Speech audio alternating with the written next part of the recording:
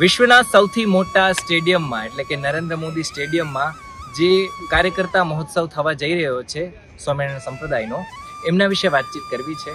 આપણી સાથે સ્વામીજી છે, અક્ષર વત્સલ સ્વામીજી. સ્વામીજી, સ્વાગત છે આપનું વાઇબ્સ ઓફ ઇન્ડિયામાં. ગુજરાતની જનતાને જાણવું છે કે આ કાર્યક્રમ જે 7 તારીખે થવા જઈ રહ્યો છે એની પાછળનું કારણ શું છે? જી, આ બીએપીએસ સ્વામિનારાયણ સંસ્થા દ્વારા આંતરરાષ્ટ્રીય કાર્યકર સુવર્ણ મહોત્સવ યોજાઈ રહ્યો છે. આનું કારણ એટલું છે કે બીએપીએસ સ્વામિનારાયણ સંસ્થા આમ તો 1907માં સ્થપાય છે અને 1907થી આ સંસ્થાની અનેકવિધ સેવા પ્રવૃત્તિઓનું એક ચક્ર અહોરાત્ર ગતિમાન રહે છે.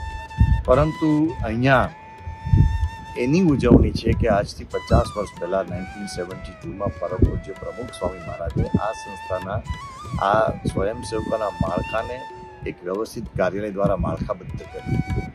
એટલે એના 50 વર્ષ પૂર્ણ થઈ રહ્યા છે અને છેલ્લા 50 વર્ષોથી એક માળખાકીય વ્યવસ્થા સાથે રજિસ્ટર્ડ વોલેન્ટિયર્સ તરીકે આ કાર્યકર્તાઓ સેવા આપી રહ્યા છે.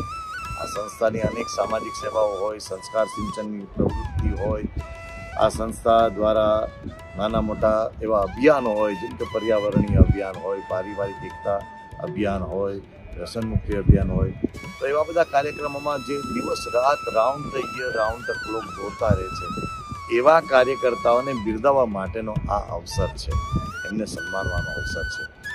અને એક મેસેજ સમાજને આપવાનો એક પ્રયાસ છે. પરમ પૂજ્ય પ્રમુખ સ્વામી મહારાજ હંમેશા કહેતા, બીજાના ભલામાં આપણું ભલું છે, બીજાના સુખમાં આપણું સુખ છે. તો આપણી પાસે જે કાંઈ છે એમાંથી બીજા માટે પણ કંઈક આપણે આપીએ. આપણી પાસે જે શક્તિ છે બીજાની સેવા માટે પણ આપણે પ્રયોજીએ. તો આ સ્વયંસેવકોની સેવાઓનો એક સંદેશ લોકો સુધી પહોંચાડીને એક વ્યાપક સમાજમાં સેવાનું આંદોલન પહોંચાડવાનો આ એક પ્રયાસ છે.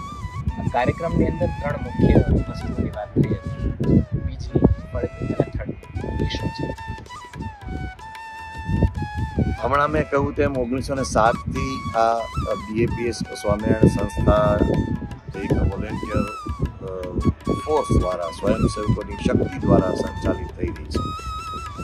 તો ત્યારથી લઈને એનું બીજારોપણ જે રીતે થયું છે આધ્યાત્મિકતાના પાયા ઉપર, આપણા સનાતન ધર્મના વૈદિક મૂલ્યોના આધાર ઉપર જે રીતે આ સ્વયંસેવકોનું અહીંયા સમર્પણ ધરબાયું છે, તેની વાત એ બીજારોપણમાં છે.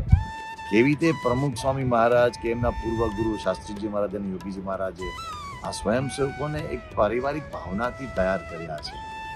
એમના પરિવારમાં રસ લઈને, એમના પુત્રો, એમના માતા પિતા કે એમની નાની મોટી સામાજિક સમસ્યાઓમાં રસ લઈને એક પારિવારિક ભાવનાથી એમને તૈયાર કર્યા છે. એ એના બીજ વિભાગમાં સંકળાયેલું રહેશે. ત્યારબાદ એક વૃક્ષ તરીકે એ લોકો તૈયાર થયા. તો એ કેટલું મોટું કાર્ય એ લોકો કરી શક્યા. એક વોલેન્ટિયર પણ ક્યાંક છૂટાછવાયા ગામમાં હોય તો એ કેટલું મોટું પરિવર્તન આણી શક્યો છે, એની વાત એક વૃક્ષ વિભાગમાં છે. અને એનું જે ફ્રૂટ્સ કહેતા જે ફળ છે એ સમાજને એના કેવા જાગૃત થઈ ગયા છે. એ નાના મોટા અનેક અભિયાનોના માધ્યમથી હોય કે પછી નાની મોટી બીજી એવી કોઈ પ્રવૃત્તિ હોય કે જે સમાજની ક્યારે અપેક્ષા જ ન હોય, એ બધા ફળો કેવા મધુર છે એની વાત એ વિભાગમાં મળશે. તો 2000 કરતાં વધારે પરફોર્મર્સ લાઈવ પરફોર્મ કરશે. એ બધા પણ પાછા વોલેન્ટિયર છે.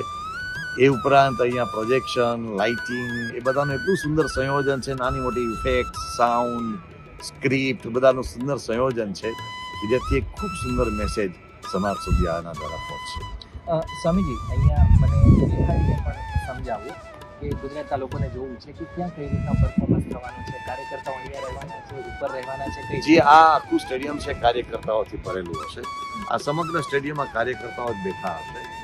અને આ જે પીચને બાદ કરતા બાકીનો જે આ લોનનો ભાગ છે એમાં બધા પરફોર્મન્સ પરફોર્મ કરશે. અને એ સામે આ પીચના વચ્ચેના ભાગ ઉપર બધું પ્રોજેક્શન થશે. સામે મંચ છે, તે મંચ ઉપર પરમ પૂજ્ય મહંત સ્વામી મહારાજ અને